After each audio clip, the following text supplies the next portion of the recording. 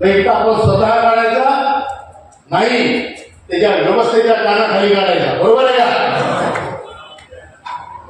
आपला जो प्रश्न आहे हा प्रश्न आपल्या सर्वांना माहिती आहे. ताई आम्ही दर महिन्याला पैसे भरले, पहिले 417 भरले दरमहा 1995 मध्ये. 2000 पासून तर पैशांची किंमत खूप होती. 2000 मध्ये 541 14 पासून आम्ही 1250 रुपये भरतो दर महिन्यात. एवढे पैसे भरले, त्याचं जर आपण गणित केलं व्हॅल्युएशनच्या नुसार तर आज प्रत्येकाच्या सरकारकडे 20 लाख रुपये जमा आहेत. पैशाचं काय म्हणून कालचं सोनं आज 2.25 लाखावर गेलं.